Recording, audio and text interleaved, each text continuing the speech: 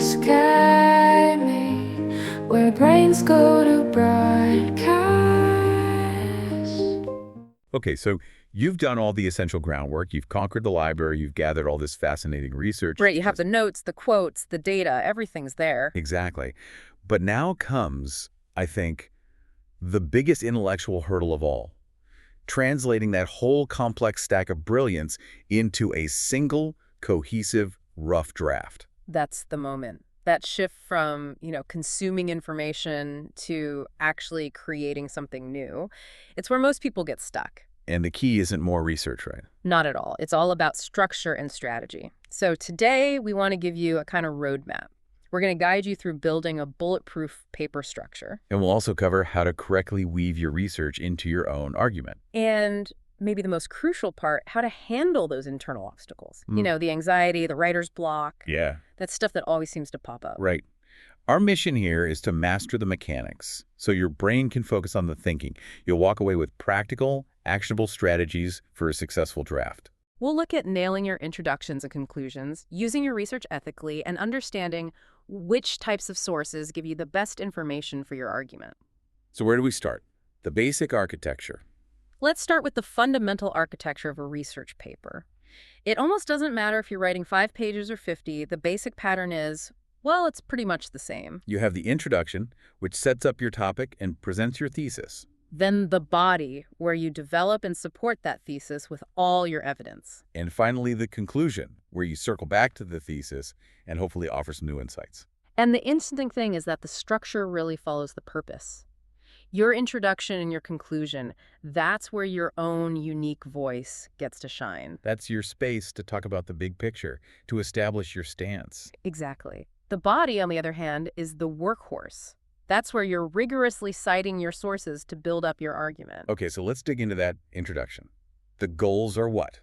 Get attention, give background, and state the thesis. Those are the 3. Grab the reader, give them the context they need, and then clearly state your main argument. That first part, just getting started, can feel paralyzing. Staring at a blank page. It's the worst. So try one of these techniques. You could open with, say, a surprising fact that kind of flips a common assumption on its head. Or what about an anecdote? A short, illustrative story. A brief anecdote is perfect. A compelling story that the reader can relate to, something that represents your larger concept. Or you could just connect the topic directly to the reader's daily life. And that opening should flow right into the thesis statement. It should lead naturally to it. And think of the thesis, which usually goes at the end of the intro, as a kind of contract. A contract. Yeah, it's a signpost. It tells the reader exactly where the paper is going, what evidence you're going to use, and what position you're going to defend. But what if that initial pressure is just too much? I know some people really struggle with that. Here's a really practical tip then. If you are struggling to write a perfect introduction before you've even proven the idea to yourself, just skip it. Seriously, just skip the intro. Absolutely. Write the body of the paper first. You might find you have a much better sense of how to frame the whole thing and what your final thesis really is once you've already drafted the evidence. That flexibility is a powerful tool. That's fantastic advice. Okay, so jumping to the other end of the paper, the conclusion. This is more than just a summary, right? So much more. You do need to sum up the main ideas and revisit your thesis, but you have to do it strategically. Yes, let's emphasize that. Please avoid things like, in this paper, I have demonstrated that. Oh, absolutely. It just sounds like a high school assignment summary. It wastes your final, most impactful moments with the reader. So what's the intellectual move here? You want to restate the thesis, but in different words that reflect the new perspective you've gained through the whole research process. It shows the reader you actually went on a journey. And a good conclusion can also do other things, like ask a new question. Ask a new question that was inspired by your research, sure. Or you could revisit that anecdote you used in the beginning, bring it full circle. Or, and this is key, remind readers why the topic is so relevant to their lives.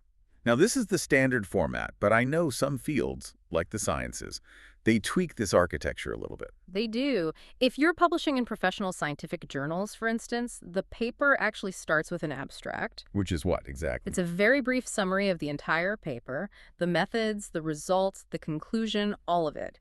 It comes before the introduction, so that specialized readers can see immediately if the article is relevant to their work. But even then, the core is the same. Introduce, develop, and conclude. Okay, let's move on to the next big challenge. Weaving your own ideas together with all that source material you found. Integration challenge. Yeah. Yeah. This is tough. If you don't use your own voice, the paper just reads like a string of disconnected facts. Yeah. But if you don't bring in evidence, your ideas just seem, well, weak, insubstantial. So how do we blend them? The balance is really struck at the paragraph level. You have to use strong topic sentences so readers understand the point of the facts or quotes you're about to use. And then you need smooth transition sentences to move between ideals. And at the sentence level, this happens in three main ways: summarizing, paraphrasing, and quoting. Exactly. Those are your three tools. Let's start with summarizing. What's the strategic goal there? With summarizing, the goal is focus and brevity. You're just zeroing in on the main points and restating them concisely, in your own words. We're talking about condensing something complex, maybe into just one or two sentences. And you'd use that when only the big ideas are really relevant to your argument, Precisely. Now, sometimes you might have to make a small compromise. with specialized vocabulary. That's it. If you're summarizing medical findings, for example, you might need to use a clinical term like obese, because common words just don't have the same precise meaning. Accuracy is paramount. Okay, now paraphrasing. This is where I think a lot of writers get tripped up. Where's the line between a valid paraphrase and misuse? The line is originality of expression. When you paraphrase, you are restating information in your own words, but you also have to use your own original sentence structure. So it's not just swapping out synonyms. No, that's what we call the source method, Yeah. and it's a misuse of sources. You are still writing too closely on the original author's expression. The language and the style have to be demonstrably yours. That's a really key distinction. Okay, and finally, direct quotes. We all love them because they do the work for us, but you can't just fill a paper with them. No, you can't. They should be used sparingly for maximum impact. Honestly, summarizing and paraphrasing should be your default modes. So when should you quote directly? Only when the author's exact words are just incredibly vivid or memorable, or when you're quoting an interviewee to bring a personal voice to an issue. And of course, when you're analyzing a primary text like a historical speech or a piece of literature. And if you are going to quote, what are the basic mechanics to do it right? Okay, 3 things. First, transcribe it accurately, every word, every comma. Second, never use a standalone quotation. People call it a drop quote. You have to weave it into your own sentence. Always integrate it into your own sentence with an introductory phrase. And third, use ellipses, the 3 dots, to show you've omitted words, and use brackets if you need to add or change a word for grammar. But you can never, ever alter the original meaning. Mastering those mechanics really leads us to the bigger picture here: academic integrity and documentation. Why is citing so important beyond just, avoiding a bad grade? The purpose is twofold, and it's critical far beyond the classroom. First, it's about giving credit where credit is due, to the original writers for their intellectual work. And second, Second, it's about retrieval. It allows your reader to easily follow up to find the source material you used if they want to learn more. It's part of the scholarly conversation. so for in-text citations, what are the basic components that pretty much all academic styles require? Almost universally, you need the author's name and the year of publication. And if you are directly quoting from a print source, you also have to include a locator, which is usually a page number. That combination author, date, locator tells the reader exactly what they need. Now, what about that fuzzy boundary? When to cite and when is it unnecessary? The default rule should be cite any idea or fact you got from an outside source. The only exception is what we call common knowledge facts, Like, the sky is blue. or that most breads are high in carbohydrates, things that are well documented everywhere. But if you describe a specific theory on carbohydrate metabolism from a particular study, you absolutely must cite it. The real rule of thumb is simple. When in doubt, just cite it. This brings us right to plagiarism. We know intentional plagiarism is unethical, but what about accidental plagiarism? That seems to be a bigger worry for most learners. Accidental plagiarism usually comes from carelessness or rushing or just misunderstanding. It's often a poorly done paraphrase that's too close to the original, but it's still misrepresenting someone else's work as your own. And to guard against it, you have to understand the idea of fair use. Exactly. Legitimate writers use brief excerpts to support their own ideas. I sometimes see drafts where a whole paragraph is just one huge quote or a really long paraphrase, even if it has a citation. That's not fair use, is it? No, because at that point, you're not supporting your idea anymore. You're letting the source write the paper for you. If you see that in your own draft, you need to revise it immediately. Use your own voice. The best way to guard against this is just to be organized, take great notes, and give yourself plenty of time. Let's talk about source types as a way to check the quality of your research, primary versus secondary sources. Primary sources give you first-hand information. That could be original experimental results, a novel, an interview you've conducted. The raw material. The raw material, exactly. If you're conducting original research, these are your main focus. And secondary sources are one step removed. One step removed. They present analysis or interpretation of those primary sources. So a critic's commentary on a novel or a journal article that reviews other studies. So the guidance here is to always try and get as close to the primary source as you can. It's a kind of risk management tool, yeah.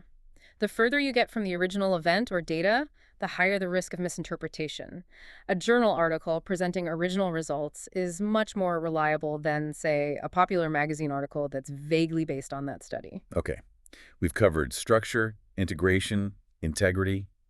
Now for the internal battle, writer's block and anxiety. This is where it gets really human. And what's so important to understand is that writing anxiety and block are almost always situational. They're not some innate psychological flaw. They come from difficult experiences or current pressures. So what are some of those common stressors that trigger it? The list is long. Yeah. It could be adjusting to a new format, like a huge research paper. It could be writing for a really critical reader, or just remembering negative feedback from the past. Even just time limits or outside stress can do it. So the first step is recognizing it's the situation, not you. Yes, you're dealing with a stressful situation, not an inherent inability to write. So if it's situational, we can use strategies to change the situation. Yeah. What's the most effective way to start? Get support. Find a writing buddy, a friend, a tutor, anyone you trust. Isolation is so damaging for writers. A small writing group can provide feedback, encouragement, and just accountability. And what about that negative self-talk that always seems to come with the block? I can't do this, I'm a terrible writer. You have to actively reframe your identity.